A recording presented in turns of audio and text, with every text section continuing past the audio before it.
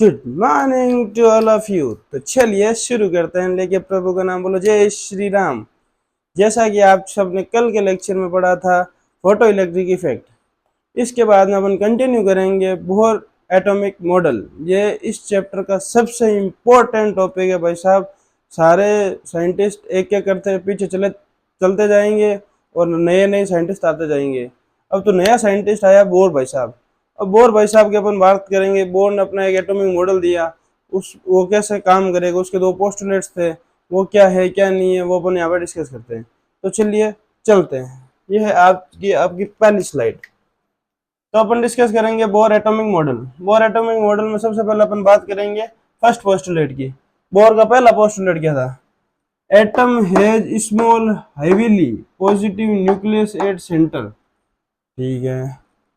Electron revolve around nucleus in a certain fix path called orbit. अब ये क्या ना क्या चाह रहा है, पहला पोस्टुलेट ये कहना चाह रहा है भाई साहब ये एक पॉजिटिव चार्ज है और ये मान लो इसका एक ऑर्बिट है। पॉजिटिव चार्ज किसी भी एक एटम के सेंटर में प्रेजेंट होगा, सेंटर में प्रेजेंट होगा और ये हेवीली बॉडी है। ठीक है भाई साहब। और जो इलेक्ट्रॉन्स होगा ना, ये बाहर की एक फिक्स पाथ में रिवॉल्व करेंगे और उसी को अपन ऑर्बिट बोलते हैं। ठीक है भाई साहब। ये पूरा एटम हो गया। ये बीच का जो सेंटर पार्ट है इसको बोल दिया अपन ने न्यूक्लियस। न्यूक्लियस और जो न्यूक्लियस हो, जब पॉजिटिवली हेवी चार्ज होता है, ये हेवीली बॉडी होती है। ये हेवी है, चलो हेवीली हेवीली बॉडी। ठीक है, हेवीली पॉजिटिव न्यूक्लियस और electron revolve in fix path called orbit. Fix path में रिवॉल्व करेगा, उसी को अपन क्या बोलेंगे? ऑर्बिट भाई साहब। ठीक है। अब चलो अपन डायग्राम के माध्यम से इसको समझते हैं। अब भाई साहब ये क्या, मान लो कि एटम है। एटम का जो सेंट्रल पार्ट है उस पर अपन को क्या दिख रहा है? पॉजिटिव चार्ज दिख रहा है, जो कि एक हेवीली बॉडी है। ठीक है। और जो इलेक्ट्रॉन है वो एक फिक्स ऑर्बिट में रिवॉल्व कर रहा है। ठीक है। अब अपन को क्या निकालना है? अब अपन को इन दोनों के बीच में रिलेशन निकालना है। तो रिलेशन निकालने के लिए अपन सबसे पहले क्या करेंगे? एक तो इन दोनों के बीच में अट्रैक्शन फोर्स लग रहा है। एक जैसे जैसे ये इलेक्ट्रॉन रिवॉल्व कर रहा है भाई साहब, तो इसके ऊपर क्या सेंट्रीपिटल या सेंट्रीफ्यूगल जो भी फोर्स, सर्कुलर मोशन के कारण इसके ऊपर एक फोर्स लग रहा है। एक फोर्स तो लग रहा है सर्कुलर मोशन के कारण। जैसे मान लो कि कोई एक आपने ले लिया कि कंकड़ ले लिया, छोटा सा पत्थर। पत्थर के आपने क्या कर लिया? धागा बांध लिया। धागा बांध के आपने हाथ में पकड़ा, हाथ में पकड़ के फिर यूं घुमाने लग गए, तो फिर वो क्या करेगा? सर्कुलर मोशन करेगा। जैसे जैसे सर्कुलर मोशन करेगा तो जो उसकी स्पीड होगी ना वो टेंजेंशियल होगी भाई साहब। उसके कारण तो एक फोर्स लगेगा और एक फोर्स लगेगा इन दोनों के जो अट्रैक्शन फोर्स है, क्योंकि एक तो इलेक्ट्रॉन है एक प्रोटॉन है। ये दोनों आपस में क्या मतलब अपोजिट चार्ज होंगे, तो इन दोनों के बीच में अट्रैक्शन होगा। जैसे जैसे अट्रैक्शन होगा, उन अट्रैक्शन के कारण जो फोर्स डेवलप होगा उसको बोलेंगे अपन कूलम्ब फोर्स। ठीक है। ठीक है भाई साहब। जो कूलम्ब फोर्स होता है ना, वो तो सेंट्रीपिटल फोर्स है, मतलब पिट और सेंट्रीफ्यूगल, इन दोनों में भी अभी आपको डिफरेंस बता दूंगा सेंट्रीपिटल और सेंट्रीफ्यूगल के बारे में। ठीक है। अब भाई साहब मान लो कि पॉजिटिव चार्ज है। पॉजिटिव चार्ज है अपन Q1। Q1 मतलब चार्ज है, Q का मतलब चार्ज है, इधर भी Q का मतलब चार्ज है। इसको Q1 डिनोट कर देते हैं, इसको Q2 डिनोट कर देते हैं। अब यहाँ पे Q1 is equal to ZE लिखा है। अब ZE का मतलब ये हो गया भाई साहब, कोई सा भी अपन एटम लेंगे ना, Z मान लो गोल्ड है, गोल्ड का ले लिया तो गोल्ड का Z लगाना पड़ेगा। अपन ने सोडियम ले लिया तो सोडियम का Z क्या होता है? 11 लगाना पड़ेगा, वो लगाना है। Z इंटू ई करना है। अब मान लो Q2 है ना, Q2 है इलेक्ट्रॉन। अब चार्ज नंबर 2 है ना, चार्ज नंबर Q का मतलब चार्ज चार्ज 2 दूसरा है, वो खाली एक इलेक्ट्रॉन ही है। तो अपन उसमें आगे Z नहीं लगाएंगे। Z क्यों नहीं लगाएंगे? कोई सा भी अपन एटम उठा के देख लो, उस एटम में इलेक्ट्रॉन तो हमेशा फिक्स ही रहते हैं। मतलब इलेक्ट्रॉन उस पर्टिकुलर एटम के लिए फिक्स रहते हैं, लेकिन एक इलेक्ट्रॉन का चार्ज और मास हमेशा फिक्स रहता है। ठीक है भाई साहब। अब कहना क्या चाह रहा हूँ, मेरा वो मकसद समझिए। अब इलेक्ट्रॉन है, इलेक्ट्रॉन के ऊपर एक तो फोर्स लग रहा है नीचे, किसकी? पॉजिटिव चार्ज के कारण। ये हो गया कूलम्ब फोर्स, सेंट्रीपिटल फोर्स है ना, इसको कूलम्ब फोर्स बोल सकते हैं। COLUMB force, coulomb force. ये आप पढ़ोगे ट्वेल्थ क्लास की जो एनसीईआरटी है ना भाई साहब, ट्वेल्थ क्लास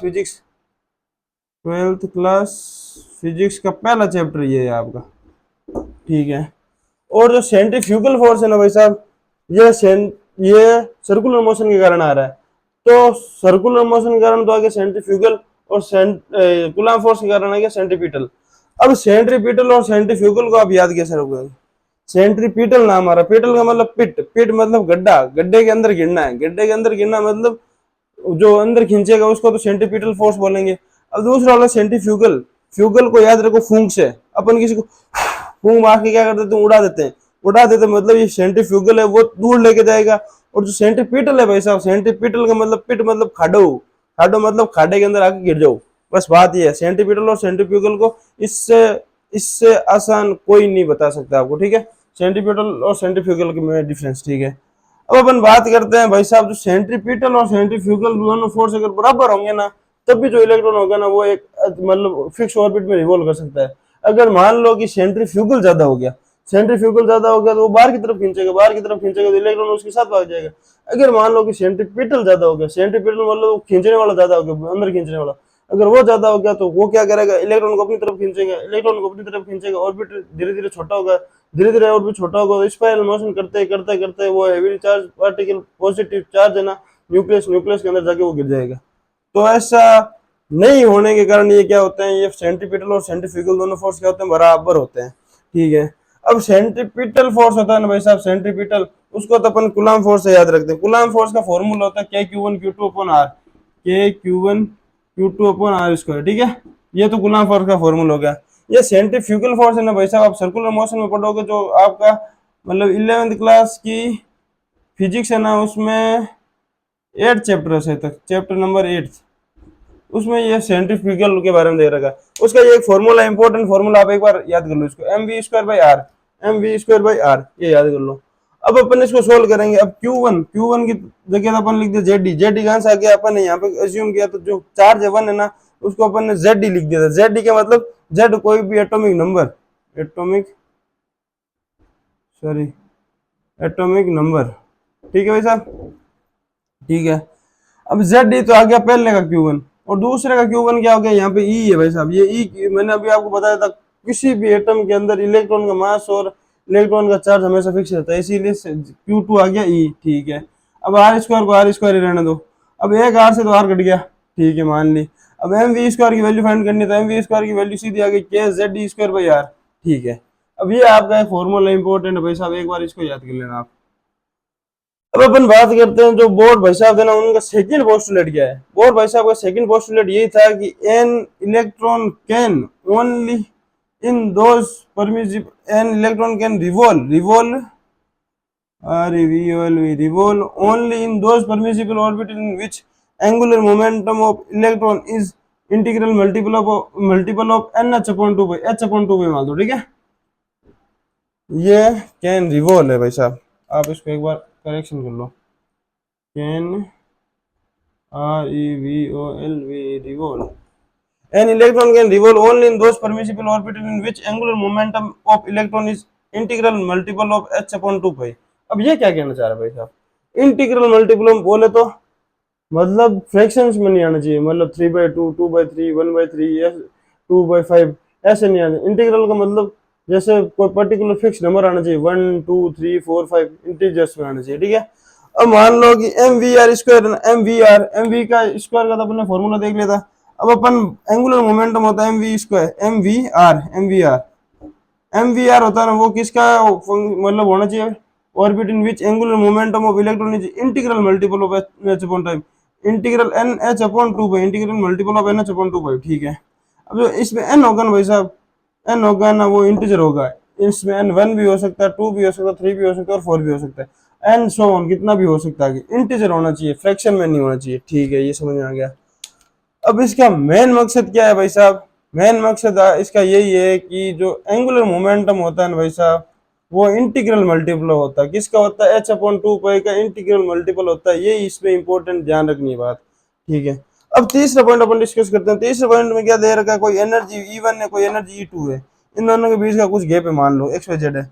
अब मान लो कि कोई मेटल है, मेटल के ऊपर अपन मान लो कि कोई फोटोन है, फोटोन को अपन मतलब उसके ऊपर इंसिडेंस करवा देते, तो इंसिडेंस करवाने से क्या होगा, उसके अंदर इलेक्ट्रॉन एक्साइट होंगे तो वो क्या होंगे, बाहर निकलेंगे, उनके पास कुछ काइनेटिक एनर्जी होंगी, वो ऊपर वाले ऑर्बिट में जाके स्ट्राइक होंगे। जैसे ऊपर वाले ऑर्बिट में जाके स्ट्राइक होंगे, उनके पास जो एनर्जी थी वो लूज हो जाएगी, लूज होने के कारण क्या होगा, वो जो सेकंड एनर्जी ऑर्बिटल वो उनको ऑब्जर्व कर लेगा। अब मान लो कि इस ऑर्बिटल के इलेक्ट्रॉन एक्साइट होने के बाद मतलब कुछ एनर्जी ऑब्जर्व करेंगे, ऑब्जर्व करने के बाद ये मान लो कि E2 में पहुंच गए। अब E2 वाले जो कुछ इलेक्ट्रॉन है ना, वो एनर्जी इमिट करेंगे, एनर्जी इमिट करके ये मान लो E1 में आ गए, ठीक है भाई साहब। अब इन दोनों का अपन डिफरेंस निकालेंगे, कैसे निकालेंगे, डेली डेली बोले तो इन दोनों का difference delta is equal to E2 minus E1, क्योंकि E2 बड़ा है E1 में से, ठीक है, E2 माइनस E1 कर दिया अपन ने, ठीक है, ये अब सीधा हो गया। अब अगला पॉइंट इसका क्या है, it is applicable to single electron species like hydrogen, helium, lithium double plus और बेरिलियम 3+। अब ये क्या कहना चाह रहे हैं, अब ये जो भाई साहब बोर का मॉडल है ना, वो बोर का model only for single electron species के लिए अप्लाई होता है। जैसे मान लो कि हाइड्रोजन के लिए अप्लाई हो गया क्योंकि उसमें सिंगल इलेक्ट्रॉन ही है। अब हीलियम प्लस की अपन बात करते हैं तो हीलियम के अंदर वैसे तो इलेक्ट्रॉन दो होते हैं और दो प्रोटॉन होते हैं। अगर मान लो प्लस का मतलब हो गया एक इलेक्ट्रॉन इसे निकाल दिया तो इसके अंदर हीलियम के अंदर बचे कितना, एक इलेक्ट्रॉन बचा। हीलियम के बाद अपन बात करते हैं लिथियम के अंदर वैसे तो 3 इलेक्ट्रॉन होते हैं। अगर मान लो कि 2 इलेक्ट्रॉन अपन ने निकाल दिया तो पीछे कितने बचा, 1 इलेक्ट्रॉन। उसके बाद लिथियम बेरिलियम आता है, बेरिलियम के अंदर 4 इलेक्ट्रॉन होते हैं। मान लो कि बेरिलियम 3+ कर दिया तो पीछे कितना बचा, 1 इलेक्ट्रॉन। तो कहने का मतलब यही है भाई साहब, जो बोर का मॉडल है ना, एटॉमिक मॉडल, वो खाली सिंगल इलेक्ट्रॉन स्पीसीज के लिए अप्लाई होता है और मल्टीपल इलेक्ट्रॉन स्पीसीज के लिए कभी भी अप्लाई नहीं होता भाई साहब। ये आप एक बात अपने जहन में बिठा लो कि हमेशा सिंगल इलेक्ट्रॉन स्पीसीज के लिए अप्लाई होता है। तो एक बार आप इसका स्क्रीनशॉट ले लो, तब तक मैं आपके लिए नेक्स्ट स्लाइड तैयार करता हूँ। तो बच्चों ये है आज के लेक्चर की नेक्स्ट स्लाइड, इसमें अपन बात करेंगे कैलकुलेशन ऑफ रेडियस। अब मैंने जैसे आपने पिछले स्लाइड में बात की थी, जो एटम होता है, एटम का जो सेंट्रल पार्ट होता है भाई साहब, वो तो पॉजिटिवली चार्ज न्यूक्लियस होता है, और जो उसके अराउंड घूमते हैं इलेक्ट्रॉन्स घूमते हैं भाई साहब, इलेक्ट्रॉन्स घूमते हैं, वो एक फिक्स ऑर्बिट में घूमते हैं। अब जो पॉजिटिवली चार्ज न्यूक्लियस और इलेक्ट्रॉन के बीच की जो डिस्टेंस होती है ना भाई साहब, किसी भी एक एटम में, उसको अपन रेडियस बोलते हैं। ये सेम वैसा का वैसा ही है, जैसे ये मान लो सर्कल है, सर्कल का सेंटर है, सेंटर से उसकी पेरीफेरी की जो डिस्टेंस होती है ना भाई साहब, उसको अपन रेडियस बोलते हैं, ठीक है। अब अपन को ये रेडियस कैलकुलेट करनी है, रेडियस क्या है, कैसे कैलकुलेट करेंगे, वो अभी अपन इस सेक्शन में डिस्कस करेंगे। अब जैसा कि अपने पिछली स्लाइड में देखा था, mv² is equal to kz² r, ये तो अपने पास एक इक्वेशन आई थी। उसके अगली इक्वेशन अपन ने पढ़ी थी mvr is equal to nh/2π, ये अपन ने सेकेंड इक्वेशन पढ़ी थी। अब मान लो कि जो m और r है ना, इसको अपन यहाँ पे नीचे लेके चले गए तो v अपने पास क्या आ जाएगा, nh/2π mr, ये आ गया। अब मान लो कि इस v को अपन उठा के पहली इक्वेशन में रख दिया, ठीक है, रख दिया, क्या अपना क्या जा रहा है, put value of v in equation first. अब यहाँ m तो एज इट इज नीचे उतार दिया, अब v की जगह वो पुट कर दिया अपन nh/2π mr इज, मतलब इसका स्क्वायर है तो स्क्वायर कर दिया अपन ने, ठीक है।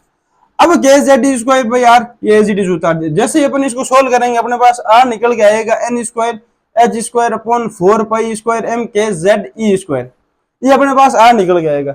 ये दिखने में बहुत वाहियात बड़ा दिख रहा है भाई साहब, अपन को क्या करना है, इसको सिंप्लीफाई वे में करके लिखना है। अपन क्या करेंगे, इसमें से n² बाहर निकाल लिया और z नीचे से बाहर निकाल लिया, इनको साइड में कर दो।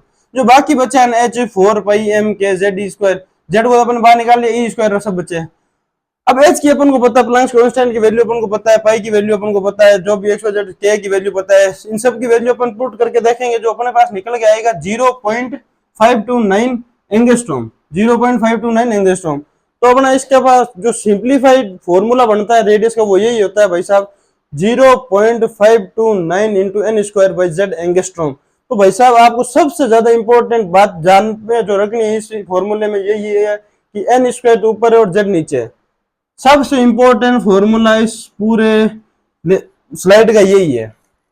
रेडियस कैलकुलेट करने की आपको बोल दे भाई किसी भी एटम की रेडियस कैलकुलेट करो, तो आपको क्या ध्यान रखना, रेडियस का फॉर्मूला है कि 0.529 इंटू n² भाई साहब ऊपर है, भाई साहब ध्यान करो कि n² इसमें ऊपर है रेडियस में। अभी अपन वेलोसिटी की बात करेंगे, उसमें थोड़ा हेरफेर आएगा, कुछ नीचे कुछ ऊपर आएगा, लेकिन इसमें ध्यान रखना n² तो ऊपर है, z नीचे, ओनली z की स्क्वायर नहीं है, z ही है ओनली, एंगस्ट्रॉम में बात हो रही है, ये इंपॉर्टेंट फॉर्मूला हो गया अपन का।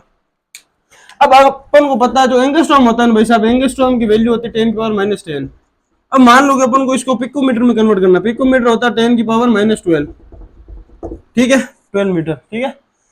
अब मान लो कि अपन को एंगस्ट्रॉम को पिकोमीटर में कन्वर्ट करना है, यहां से मान लो कि पॉइंट हटा दिया, पॉइंट को अपन 2 पॉइंट आगे ले गए, अब पॉइंट आगे ले जाएंगे, नीचे 0 आ जाएगा। जैसे 0 नीचे आया, इन 0 को ऊपर लेके जाएंगे तो माइनस में आ जाएंगे, माइनस में जैसे आएंगे अपन को 10⁻⁻12 ही चाहिए, तो 10⁻⁻12 होते ही अपने पास क्या हो जाएगा, पिकोमीटर। अपन इसको पिकोमीटर ऐड कर सकते हैं। तो अपना जो पॉइंट आगे था वो 2 पॉइंट पीछे खिसक गया है, ठीक है। अब अपन बात करते हैं भाई साहब radius of first orbit of hydrogen. First orbit of hydrogen को अपन ने डिनोट किससे किया, ए नोट से। किससे डिनोट किया भाई साहब, ए नोट से। अब अपन को पता जो रेडियस का फॉर्मूला भी अपन ने एक ही पढ़ा 0.529 into n square by z angstrom. अब यहाँ पे एन इसको एन क्या और जेड क्या वो अपन को मेन ध्यान होना चाहिए। एन इसमें तो है फर्स्ट, क्योंकि अपन फर्स्ट ऑर्बिट की बात कर रहे हैं, फर्स्ट ऑर्बिट। एन होता है ऑर्बिट, नंबर ऑफ ऑर्बिट्स कितने हैं, और जेड होता है एटॉमिक नंबर, किसी भी एटम का एटॉमिक नंबर रिप्रेजेंट करते हैं अपन जेड से। तो हाइड्रोजन का जेड होता है 1, क्योंकि पीरियोडिक टेबल में हाइड्रोजन फर्स्ट नंबर पे आता है। अब मान लो कि रेडियस ऑफ हाइड्रोजन की अपन बात कर रहे हैं, तो रेडियस हाइड्रोजन की बात कर रहे हैं, तो इसको अपन ने डिनोट किया ए नोट से, ए नोट यहाँ पे पुट कर दिया। अब मान लो 0.0529 फॉर्मूला सीधा पुट कर दिया, एन की जगह अपन ने 1 पुट कर दिया क्योंकि फर्स्ट ऑर्बिट की बात चल रही है, जेड की जगह 1 रख दिया क्योंकि हाइड्रोजन फर्स्ट नंबर पे आता है। तो ए नोट की वैल्यू जो अपन के पास निकल गई भाई साहब, वो निकल गया 0.529 एंगस्ट्रॉम, 0.529 एंगस्ट्रॉम। ठीक है, अपने पास जो फॉर्मूला था मेन फॉर्मूला था 0.529 into n square by z angstrom. अब अपने पास क्या निकल गया है भाई, ए नोट की जो वैल्यू निकल गई वो निकल गया 0.529 एंगस्ट्रॉम। तो अपन जो मेन फॉर्मूला ना, जो ये वाला मेन फॉर्मूला, ये वाला सॉरी ऊपर वाला ये, इसमें अपन क्या करेंगे, ए नोट उठा के रख देंगे, ये जो यहाँ पे ए नोट है ना, ये उठा के यहाँ पे रख देंगे मान लो। अब इसको 0.529 एंगस्ट्रॉम को तो उसने लिख दिया ए नोट और एन स्क्वायर बाई जेड को एज इट इज रख दिया। तो अपन क्या करेंगे, r is equal to a naught into n square by z, सीधा का सीधा यहाँ पे फॉर्मूला बन गया। ये ओनली फॉर हाइड्रोजन के लिए भाई साहब, ये ध्यान रखना आपको पहली बात। अब अपन बात करते हैं भाई साहब केस फर्स्ट, उसमें अपन को क्या दिख रहा है, आर जो रेडियस है वो डायरेक्टली प्रोपोर्शनल किसके, एन स्क्वायर बाई जेड के फॉर हाइड्रोजन एटम। ये डायरेक्टली प्रोपोर्शनल कैसे लिख रहा हूँ भाई साहब, जो 0.529 एंगस्ट्रॉम है ना, ये इसको कांस्टेंट मान लिया, इसको साइड में हटा दिया तो डायरेक्टली प्रोपोर्शनल का साइन आ गया। डायरेक्टली प्रोपोर्शनल का अपन साइन जब भी हटाते हैं तो अपने पास एक कांस्टेंट आता है, ये आपको पता है, ये जो प्लैंक्स कांस्टेंट है एच भी अपने पास उस डायरेक्टली प्रोपोर्शनल के साइन को हटाने के बाद आया था। जो ये कांस्टेंट होता है ना भाई साहब, प्रोपोर्शनल का साइन हटाने के बाद आते हैं। अब मान लो कि अपन को बनाना है ग्राफ बनाना, तो कोई बात नहीं, ग्राफ बना लेते हैं। अब ग्राफ में बात ये है कि भाई साहब जो रेडियस है ना, radius directly proportional to n square by z है। रेडियस और एन स्क्वायर के बारे में पूछा है, रेडियस और एन स्क्वायर के बारे में पूछा है, तो रेडियस को मान लो 1, इसकी पावर 1, एन स्क्वायर पूरे की बात कर रहे हैं तो एन स्क्वायर की पावर 1। अब आपको पता है कि जो स्ट्रेट लाइन की जो इक्वेशन होती है ना भाई साहब, उनकी इक्वेशन होती है mx y is equal to mx plus c। ये आपने पढ़ी है तो बहुत ही बढ़िया, वरना आप बेसिक मैथ में इसको बहुत अच्छे से पढ़ाते हैं भाई मास्टर, पढ़ाई तो बढ़िया बात है, नहीं पढ़ाई तो मैं पढ़ा देता हूँ आपको। y is equal to mx plus c, straight line की STRAIGST स्ट्रेट लाइन की इक्वेशन यही होती है। ठीक है, अब y और x को फोकस करो, क्योंकि y एक्सिस होती है और x एक्सिस होती है। जो फंक्शन ऑफ x है ना भाई साहब, ये कुछ भी हो सकता है, मेन इन दोनों की पावर को ध्यान रखना, इन दोनों की पावर 1 होनी चाहिए। अब मान लो कि इसकी जगह अगर मान लिया कि भाई आर और एन स्क्वायर के बारे में पूछा, अगर मान लो कि कोई बच्चा पूछे कि सर आर और एन के बारे में पूछता तो क्या आता है।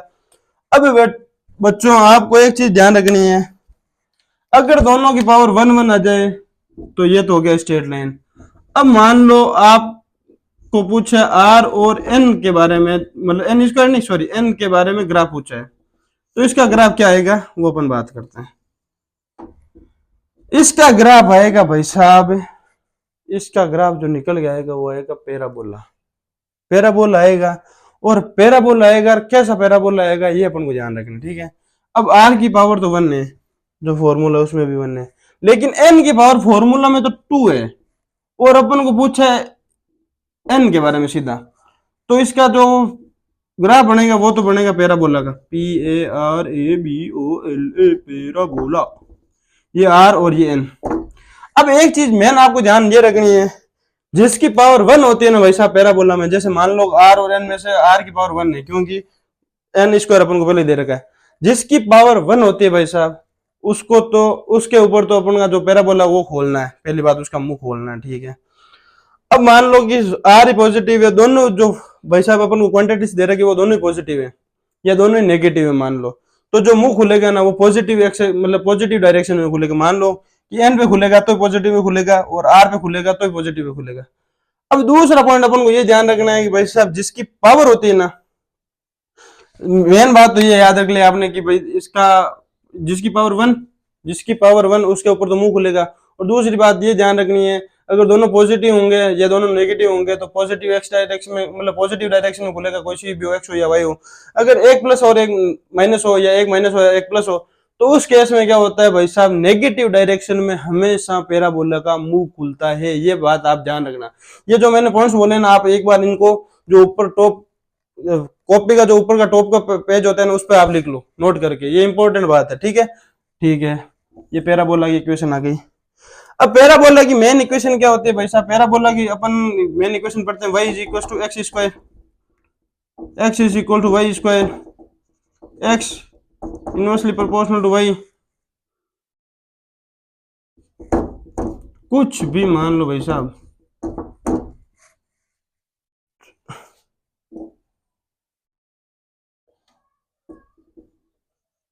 सॉरी स्क्वायर वाला आएंगे वो अपॉन वाई वाली तो उसकी हो जाएगी हाइपरबोला की। ठीक है, पैराबोला की इक्वेशन आ गई, मतलब एक का तो पावर वन होनी चाहिए, दूसरे की पावर स्क्वायर में होनी चाहिए। ठीक है, वन अपॉन वाई स्क्वायर। ठीक है, ये सारी इक्वेशन आ गई किसकी, पैराबोला की। मेन अपन को बात यही ध्यान रखनी है कि जिसकी पावर वन होगी उसके ऊपर उसका मुंह खुलेगा। अब ठीक है, अब अपन इसके जस्ट नेक्स्ट बात करते हैं, वो बात करते हैं अपन हाइपरबोला की।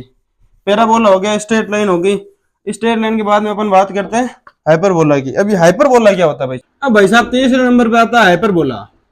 हाइपरबोला, अब ये हाइपरबोला क्या होता है, इसकी इक्वेशन क्या होती है, अब इस पर फोकस करो। अब ये हाइपरबोला की जो इक्वेशन होती है ना, इसको अपन ऐसे लिख सकते हैं, x equal to one upon y, मतलब x inversely proportional to y, y inversely proportional to x, inversely proportional to x। या अपन इसको लिख सकते हैं x y equal to constant, या अपन इसको ऐसे भी लिख सकते हैं inversely proportional to y square. ये ध्यान रखो भाई साहब। अब भाई साहब, अब इसका जो ग्राफ बनता है ना, वो ऐसे बनता है। ठीक है, ठीक है। अब मान लो कि x की भी पावर वन है और y की भी पावर वन है, तो भाई साहब ये एक स्पेशल केस होता है। ये मान लो कि x की पावर वन, y की भी पावर वन, तो ये स्पेशल केस होता है। इसमें अपन इसको क्या बोलते हैं, रेक्टेंगुलर हाइपरबोला। क्या बोलते हैं भाई साहब, rectangular hyperbola, RECTNGULAR, hyperbola, rectangular hyperbola. इसके अलावा कुछ भी हो ना, वन अपॉन एक्स स्क्वायर हो, वन अपॉन वाई स्क्वायर हो, कुछ भी हो एक्स वाई जेड, उसमें अपन हाइपरबोला ही बोलते हैं, उसमें रेक्टेंगुलर हाइपरबोला नहीं बोलते। अगर दोनों की पावर वन वन हो तभी अपन उसको रेक्टेंगुलर हाइपरबोला बोलते हैं। ठीक है, अब ये तो बात होगी अपने पास हाइपरबोला की। ये इसके बाद में पावर कुछ भी हो सकती है, टू वन वन टू कुछ भी हो सकती है। इसकी पावर एक्स की पावर वन हो सकती है, एक्स की पावर टू भी हो सकती है, कुछ भी। अब इसके बाद में अपन नेक्स्ट अपन बात करते हैं, वो है भाई साहब सर्कुलर और इलिप्टिकल पाथ की। आप एक बार इसको नोट कर लो। ठीक है, अब इसके बाद जो अपने पास निकल गया था नेक्स्ट, वो है सर्कुलर पाथ। अब ये सर्कुलर जो ग्राफ बनता है वो कैसे बनता है, क्या है क्या नहीं है, वो अपन बात करते हैं। अब चौथा अपन पॉइंट लिखते हैं, वो है सर्कुलर। सर्कुलर की इक्वेशन क्या होती है भाई साहब, सर्कुलर की इक्वेशन होती है x square upon sorry x square upon a, y square upon b, y square upon a, sorry y square upon a is equal to constant. ये तो है सर्कुलर की। अगर मान लो कि यहाँ पे ए की जगह बी आ गया ना, तो वो हो जाएगी इलिप्टिकल पाथ की। अपन बात कर सकते हैं सर्कुलर की, तो अपन नीचे अभी ए लिखेंगे। अब भाई साहब जो सर्कुलर के जो इक्वेशन होती है ना, ये अपने आप साहब ने लिख रखी है। अब इसका जो ग्राफ बनेगा वो ऐसे बनेगा सर्कुलर का पूरा। अब इसके बाद जो नेक्स्ट आता पॉइंट वो आता है इलिप्टिकल, ELLIPS, इलिप्स। इलिप्स आता है। इलिप्टिकल पाथ क्या होता है भाई साहब, इलिप्टिकल पाथ का पहले डायग्राम बना देता हूँ। यूं होता है, ये बेसबॉल देख रखी है ना आपने भाई साहब, एक तो होता है फुटबॉल, वो तो होती है गोल, बास्केटबॉल वो भी होती है गोल, बेसबॉल होती है ना भाई साहब, बेसबॉल वो होती है थोड़ी अपने क्या बताऊं आपको, लंबी लंबी होती है। जैसे ये अपन को दिख रहा है ना, ये रहा बेसबॉल, पूरी राउंड नहीं होती वो। उसमें क्या होता है, एक तो रेडियस होती है छोटी और एक होती है बड़ी। अब इसकी जो इक्वेशन सामने निकल गई वो है x square upon a plus y square upon b equal to constant. ये अपने पास इक्वेशन निकल गई इसकी, मान लो। ठीक है, अब भाई साहब जो सर्कुलर होता है ना भाई साहब, सर्कल की जो इक्वेशन होती है ना, जो सर्कल होता है ना, वो इलिप्स का एक स्पेशल केस होता है। अब मैं ये क्यों बोल रहा हूँ कि भाई सर्कल होता है वो इलिप्स का एक मतलब स्पेशल केस होता है, ये आप इस इक्वेशन के माध्यम से समझो। जैसे ये मान लो कि कोई इलिप्स है, इलिप्स है, इसकी ये रेडियस होगी ए और ये रेडियस होगी बी। अब मान लो कोई केस ऐसा आ गया जिसमें ये रेडियस भी ए है और ये रेडियस भी मान लो घटते घटते घटते कम होते होते ए हो गई।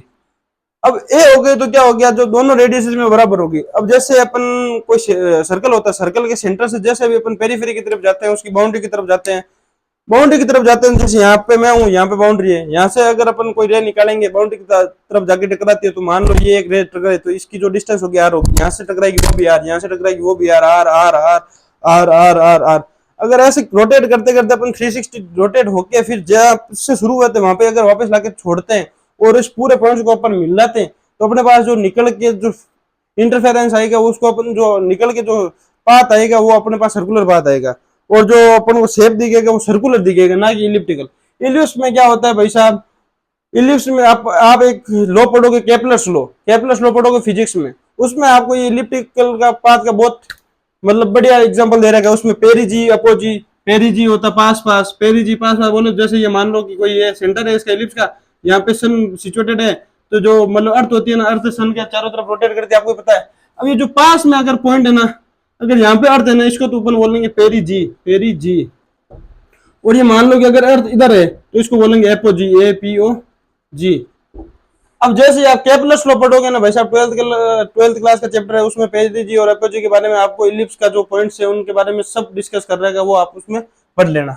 अभी आप अपना जो इम्पोर्टेंट यही था कि भाई साहब जो सर्कल होता है ना वो इलिप्स का एक स्पेशल केस होता है। अब इसके बाद में अपन बात करते हैं केस नंबर फर्स्ट का, जो सेकंड डायग्राम उसकी आर और जेड के बारे में अपन को पूछा है। आर और जेड के बारे में अपन को पूछा है तो अपन ने एक ही चीज पढ़ी थी, ये जो इनका जो निकल के आएगा ना भाई साहब ग्राफ, वो आएगा पैराबोला। ठीक है, आप जो मैंने इक्वेशन समझाई थी उनसे आप निकाल सकते हो। अब अपन बात करते हैं केस 2 की, R inversely proportional to Z. ठीक है, अब मान लो R inversely proportional to Z हो रहा है। अब आर और जेड के बारे में सीधी होकर बात करते हैं अपन, आर और जेड के बारे में, तो उनका जो ग्राफ निकल के आएगा वो तो अपने पास निकल के आएगा हाइपरबोला। ठीक है, क्योंकि इसकी भी पावर 1 है और इसकी भी पावर 1 है। ये भाई साहब वो वाला सीन नहीं है x is equal to Y, नहीं y is equal to M X plus C, उसमें तो क्या होता है सीधा डायरेक्टली प्रोपोर्शनल है x के, वही है जो। अब इसमें क्या हो रहा है भाई साहब, r है ना, r inversely proportional to z, r की पावर 1 इसकी भी पावर 1, तो मैंने ये आपको समझाया था रेक्टेंगुलर हाइपरबोला का केस हो गया ये। अब बच्चों अच्छा सॉरी, यहाँ पे r और n के बीच में ग्राफ है, r और n के बीच में ग्राफ है, r और z के बीच में तो आपको पता है रेक्टेंगुलर हाइपरबोला है, क्योंकि दोनों की पावर 1 है, 1 होती है, रेक्टेंगुलर हाइपरबोला की इक्वेशन बन जाती है, रेक्टेंगुलर हाइपरबोला की इक्वेशन बनती है, अपन को पता ही है कि स्पेशल केस होता है हाइपरबोला का। अब अपन इसमें बात करते हैं, वापस पीछे आते हैं, r और n के बारे में बात कर रहे हैं, r और n स्क्वायर के बारे में स्ट्रेट लाइन आ गया, और r और n के बारे में अपन बात करेंगे तो जो निकल के आएगी इक्वेशन अपने पास निकल के आएगी वो आएगी भाई साहब पैराबोला की, P-A-R-A बोला की, पैराबोला की मैंने इक्वेशन आपको समझाई थी, y is equal to x square, s is equal to y square. इसमें मैंने आपको एक चीज समझाई थी, जिसकी पावर कम होगी, जिसकी पावर मतलब कम होगी उस पर तो उसका जो ग्राफ है ग्राफ का मुंह खुलेगा। अगर दोनों पॉजिटिव है या दोनों नेगेटिव है तो जो ग्राफ होगा वो पॉजिटिव एक्स एक्सिस पे खुलेगा। अगर दोनों की पावर एक ही प्लस है, एक ही मतलब नेगेटिव, एक ही नेगेटिव और दूसरे की पॉजिटिव है, तो जो ग्राफ का मुंह है वो हमेशा हमेशा नेगेटिव डायरेक्शन में खुलेगा। तो ये आप इसका एग्जांपल ध्यान रखना। ठीक है, ये अपन ने पहले तो डिस्कस कर लिया था एन स्क्वायर के बारे में, दूसरा अपन ने बात कर लिया एन के बारे में, जो आपने मैंने जो एग्जांपल सारे पढ़ाए थे ना यहाँ पे सर्कुलर हाइपरबोला, वो यहाँ पे सारे अप्लाई करके बता रहा हूँ। अब अपन बात करते हैं भाई साहब नेक्स्ट, अब नेक्स्ट बात करते हैं are directly proportional to 1/z। अब ये क्या कहना चाह रहा है, जैसे मैंने आपको स्ट्रेट लाइन की इक्वेशन पढ़ाई थी y is equal to mx plus c। ठीक है, अब भाई साहब y को तो इसने मान लिया r इसकी पावर 1, अब जो भाई साहब x है ना, x को इसने मान लिया 1/z, मतलब m है उसको, इसकी भी पावर 1 है, 1/z को पूरे को कंसीडर करना है, इसकी पावर क्या होगी 1 होगी, तो इसकी भी पावर 1 और इसकी भी पावर 1, ये डायरेक्टली प्रोपोर्शनल आ रहा है। डायरेक्टली प्रोपोर्शनल का साइन अपन को पता है स्ट्रेट लाइन में आता है, तो स्ट्रेट लाइन का अपन ग्राफ बन जाएगा अपने पास। ठीक है भाई साहब, हाइड्रोजन एटम की बात चल रही है, तो अपन रेडियस फर्स्ट की बात करते हैं तो अपन ऑर्बिट फर्स्ट की बात करेंगे, रेडियस सेकंड में ऑर्बिट सेकंड की बात करेंगे, रेडियस थर्ड में ऑर्बिट थर्ड की बात करेंगे। अब अपन क्या करेंगे भाई साहब, जो आर रेडियस 4 है उसका जो स्क्वायर करेंगे तो 16 आ जाएगा, 16 माइनस अगर 9 करेंगे तो 7 आ जाएगा, और 9 माइनस अगर 4 करेंगे तो 5 आ जाएगा, और 4 माइनस 1 करेंगे अपने पास 3 निकल जाएगा। तो अपन को ये दिख रहा है जैसे जैसे अपन शुरू की तरफ जा रहे हैं तो वो क्या हो रहा है भाई साहब, जो रेडियस है वो कम होती जा रही है, जैसे 7 5 4 3 जैसे भी आ रहा है। तो अपन इसको सिंप्लीफाई वे में कैसे लिख सकते हैं, इसको सिंप्लीफाई वे में ऐसे लिख सकते हैं, इसको इसको लिख सकते हैं ऐसे, क्या लिखेंगे अपन, R2 minus R1 less than R3 minus R2 less than R4 minus R3। ठीक है बच्चों। अब अपन बात करते हैं इस केस में, जो केस नंबर सेकंड है। केस नंबर सेकंड में अपन बात कर रहे हैं रेडियस हाइड्रोजन की ले ली, हीलियम की ले ली, लिथियम की ले ली। चलो अब अपन को पता है कि जेड होता है ना वो एटॉमिक नंबर होता है, हाइड्रोजन का एटॉमिक नंबर होता है 1, हीलियम का एटॉमिक नंबर होता है 2, लिथियम का एटॉमिक नंबर होता है 3। अब अपन इसको कैसे लिखेंगे, अपन इसको लिखेंगे भाई साहब ऐसे, आपके सामने में एक बार पेश करता हूं। अपन इसको ऐसे लिखेंगे 1/1 रेशियो 1 लिथियम की 2 रेशियो 1/3 किसका, लिथियम के लिए। अब अपन इसको सिंप्लीफाई वे में करके लिखेंगे तो अपन इसका एलसीएम लेंगे, एलसीएम आ जाएगा 6, 1 इंटू 6 ये 6 आ जाएगा, 2 इंटू 6 3 आ जाएगा, 3 इंटू 2 2 आ गया। अपन इसको सिंप्लीफाई वे में करके लिखेंगे तो अपने पास निकल जाएगा 6:3:2। तो ये तो अपनी पूरी बात हो गई कैलकुलेशन ऑफ रेडियस। अब रेडियस का कैलकुलेशन तो अपने पास हो गया। अब अपन बात करेंगे कैलकुलेशन ऑफ वेलोसिटी। तो आप एक बार इसको नोट करो, स्क्रीनशॉट ले लो बढ़िया से, तब तक मैं आपके लिए नेक्स्ट स्लाइड तैयार करता हूँ। तो बच्चों ये है आज के लेक्चर की नेक्स्ट स्लाइड। इसमें अपन बात करेंगे calculation of velocity. Upon radius तो फाइंड कर लिया था, अपन इसके बाद में अपन जो फाइंड करने जा रहे हैं वो कैलकुलेशन ऑफ वेलोसिटी। अब वेलोसिटी क्या होती है भाई साहब, स्पीड होती है, किसी भी ऑब्जेक्ट की स्पीड को अपन वेलोसिटी बोलते हैं, मान लो। ठीक है, अब अपन बात क्या कर रहे हैं, कैलकुलेशन ऑफ वेलोसिटी। वेलोसिटी में अपन ने जो आज की जो फर्स्ट स्लाइड है ना उसमें अपन ने बात किया था कि उसमें 2 इक्वेशन पढ़ी थी अपन ने। एक इक्वेशन तो पढ़ी थी अपन ने mv²= kz²/r, ये ऊपर वाली first equation divide by second equation. Second equation अपन ने पढ़ी थी mvr=ns/2π, ये हो गई सेकंड इक्वेशन। इन दोनों को अपन जब डिवाइड करेंगे ना, डिवाइड करने के बाद ये m से तो m कट गया, इस m से तो ये m कट गया। अब बाकी जो 2π है ना, ये 2π को ले जाओ ऊपर, n और h को ले जाओ इधर नीचे। ठीक है, अब ऊपर क्या बचा, इस v से एक v ये कट गया, तो ऊपर बचा v और नीचे आ गया r, और kz इसको सीधा सीधा गया, जो 2π था ना यहाँ से ये ऊपर चला गया। ठीक है, ऊपर जाने के बाद अपने पास ये इस r से ये r कट गया, अपने पास पीछे बचा v = 2π kz²/nh। अब z को तो बाहर ले लो, z बाहर आ गया, और n को बाहर ले लो, दोनों को बाहर ले लिया, क्योंकि जेड और एन के बारे में अपन को ये पता है, ऑर्बिट और उस एटम के बारे में बात करेंगे अपन, उसलिए हम दोनों को बाहर निकाले। जो बाकी बचा ना वो कांस्टेंट, हम कांस्टेंट को जब सोल्व करेंगे तो अपने पास निकल जाएगा 2.18 × 10⁶। यहाँ पर फोकस करना z/n है, ना कि n²/z। जैसा कि रेडियस में अपन ने पढ़ा था n²/z है, लेकिन जो वेलोसिटी में भाई साहब होता है ना वो होता है z/n। इनमें किसी में स्क्वायर नहीं है। पहली बात तो अगर अपन इसको मीटर पर सेकंड में लिखेंगे तो 10⁶ आएगा। अगर मान लो इसी को अपन सेंटीमीटर पर सेकंड में लिखते हैं तो ये आ जाएगा 10⁸ ये ध्यान रखना मेन तो। ठीक है, ओके। अब अपन नेक्स्ट बात करते हैं, उसमें अपन बात करते हैं भाई साहब ये उनके ग्राफ्स। अब मान लो कि अपने पास जो फॉर्मूला निकल गया है वो आया z/n, v directly proportional to z/n। अब v और z के बारे में अपन को फॉर्मूला मतलब ग्राफ बनाना, दोनों के पावर 1 1 है, तो 1 1 जिसका ग्राफ पावर होती है वो अपन को पता ग्राफ बनाता है स्ट्रेट लाइन का। अब v और n के बारे में बनाना अपन को। ठीक है, वो तो हो गया v और z के बारे में। अगर v और n के बारे में बात करते हैं, इन दोनों की पावर तो 1 है, लेकिन जो n है ना भाई साहब वो है 1/, में बोले तो ये इनवर्सली प्रोपोर्शनल है। इनवर्सली प्रोपोर्शनल का मैंने आपको एक ही वो बताया था, जो ग्राफ बनेगा वो बनेगा किसका बनेगा, हाइपरबोला का। हाइपरबोला में एक स्पेशल केस बताया था मैंने, रेक्टेंगुलर हाइपरबोला का। रेक्टेंगुलर हाइपरबोला में क्या होता है, जब दोनों की पावर 1 1 होती है तो उसको अपन जो स्पेशल केस का नाम दिया था वो था रेक्टेंगुलर हाइपरबोला। तो इसका जो ग्राफ बन जाएगा वो बन जाएगा रेक्टेंगुलर हाइपरबोला, रेक्टेंगुलर हाइपरबोला। ठीक है, अब बात अपने क्या चल रही है, हाइड्रोजन एटम की बात चल रही है। अब वेलोसिटी अपन कैलकुलेट कर रहे हैं तो जेड तो क्या जेड, अब अपन बात कर रहे हैं जेड। हाइड्रोजन एटम में तो जेड सेम रहेगा। अब जो एन होता है अलग अलग ऑर्बिट के बारे में बात कर रहे हैं। पहली ऑर्बिट के लिए 1 लिख दिया, सेकंड ऑर्बिट के लिए 2 लिख दिया, थर्ड ऑर्बिट के लिए अपन ने 3 लिख दिया। जब इसको सोल्व करेंगे तो अपन पिछले ही स्लाइड में सोल्व किया था 1/1 1, 1/2, 1/3, इनको सोल्व करेंगे तो एलसीएम 6 आएगा, इधर 6:3:2, ये निकल के आंसर आ जाएगा 6:3:2। अब अपन बात करेंगे भाई साहब इसके जस्ट नेक्स्ट में बात करते हैं टाइम पीरियड के बारे में। अब भाई साहब वेलोसिटी से चल रहा है, रेडियस उसकी कुछ हो गई, अब ये टाइम कितना लेगा भाई साहब एक पूरा कवर करने में, क्या बोले तो डिस्टेंस कवर करने में, जो पूरी सर्कमफेरेंस होती है ना किसी भी मतलब सर्कल की, उसको पूरा कवर करने के लिए उसको टाइम कितना लेगा। तो इसका जो डेफिनेशन वो यही है, time taken to complete one revolution, मतलब एक पूरा रिवोल्यूशन कंप्लीट करने में वो कितना टाइम लेता है, उसी को अपन टाइम पीरियड बोलते हैं। अब अपन को पता है 10th क्लास तक अपन एक फॉर्मूला तो भर भर के पढ़ते हैं भाई साहब, वो ये है speed is equal to distance upon time, वही फॉर्मूला यहाँ पे अप्लाई किया मैंने। v तो हो गया speed, speed is equal to distance upon time होता है, speed is equal to distance upon time, ठीक है। अब v तो हो गया speed, distance upon time, distance क्या होगी भाई साहब, डिस्टेंस जो होगी वो सर्कुलर पाथ की जो बाहर की जो सर्कमफेरेंस होती है ना वही डिस्टेंस होगी। टाइम अपन को निकालना है तो टाइम को ले जाओ ऊपर, स्पीड को ले जाओ नीचे, ठीक है। अब स्पीड क्या होगी, वेलोसिटी, वेलोसिटी अपन ने अभी कैलकुलेट की थी वो अपन यहाँ पे पुट कर देंगे मान लो, ठीक है। अब सर्कमफेरेंस होती है ना भाई साहब, किसी भी सर्कल की जो सर्कमफेरेंस होती है वो होती है 2πr, ये आपको याद रखना है।